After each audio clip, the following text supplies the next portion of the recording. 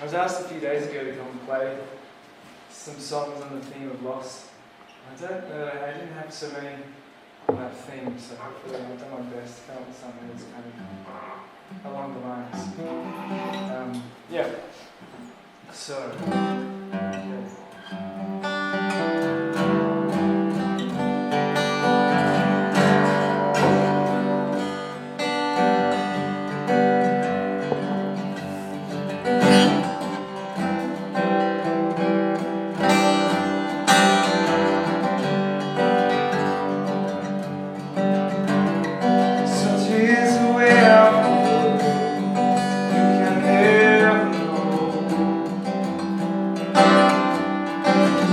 Where to put all your faith, how will it grow? Gonna rise up, running like holes in your memory. Gonna rise up, turning mistakes into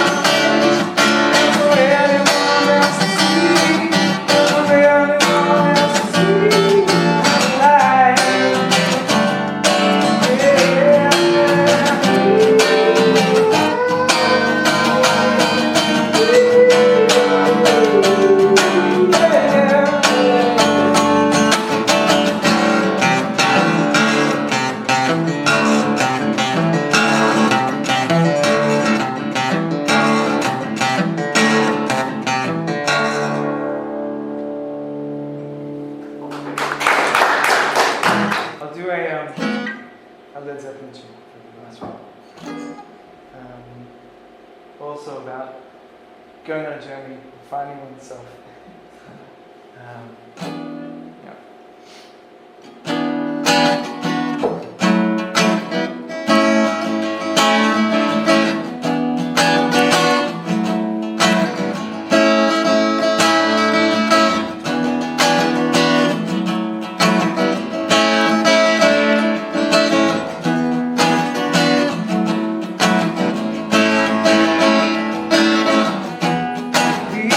Falling all around. Time I was on my way. Now I feel much obliged. Such a pleasant state. Now it's time for me to go. All the moonlight's my way.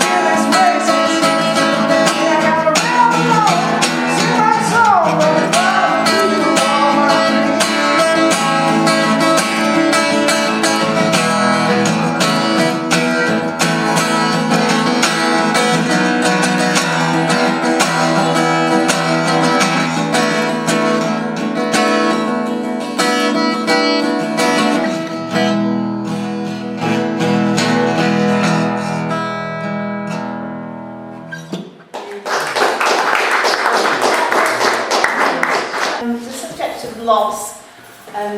Yeah, when I first thought about it, it was very much about coming to the end of my career on what was I going to do now, and I'd been at that stage of my life before. Not that I was necessarily going to come to the end of a career, but I was going to stop and do something new. And how did that feel, and what would I do? However, the more I thought about it, the more I thought it was probably done, especially as you're kind of young and probably got a lot of career ahead of you. So what I thought I would do, really, is just kind of take you through some of the places I've been, some things I've done in my life. Just really touching lightly on that, because then I'd like actually to get you involved, if you don't mind, to think about some of the thoughts around loss. Now, I've called this being lost. I'm very well aware that you could actually look at losing things as well, things being lost. But I thought, that's too big a subject.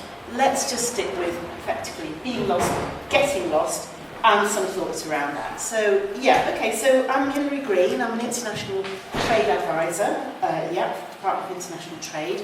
My speciality is consumer goods and services, and regionally I am the champion for Central Europe, which has been super. And people often say to me, oh, international trade, you must travel a lot for your job. And I go, yeah, Tuesdays I go clockwise around the Cotswolds, and Thursdays I go anti-clockwise. But in fact I have travelled a good deal for my career.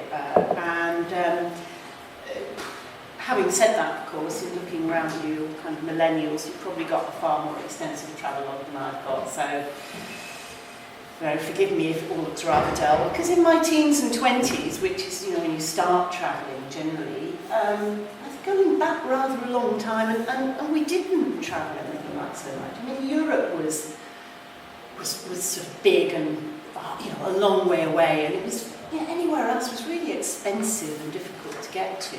During my time, people started travelling overland to India, which you can't do now, of course, that's sort of on the hippie trail. I didn't follow them. I went to Germany, France and Spain and places like that, and loved them so much, and as a linguist felt very much at home there that I stayed there. So I don't know, so we didn't travel as much, so in fact people kind of thought I was quite brave for going to the continent, travelling often by train and whatever, hitchhiking. I hitchhiked to Paris and back before now. A challenge. Nobody does that now. So anyway, I got to know quite a few parts of Germany, especially of the continent of Europe, but especially Germany very well. And I lived in Germany on and off for many years. And I wasn't actually there 30 years ago this month when the wall came down, but I was there in spirit. It was a very, very exciting time. Okay, right, I thought I'd just show you a few slides. So I called it A Lifetime in New Places. These are a couple of places where I've literally been lost. I got lost. First one, Dar es Salaam in Tanzania, which when I got there was such a mega city. What does that mean? Do I need to turn something on? Was that going to just accompany us? Yeah, getting lost basically with a taxi driver who didn't know where he was going, and heading off from the downtown city centre bit by the sea into absolutely really scary places. Obviously, it was scary for people who lived there, but really scary for us. And we had to eventually, after sort of a very fraught half an hour, manage to persuade him to turn around and go take us back. This is in Ethiopia, in southern Ethiopia, at the bottom of on the Rift Valley,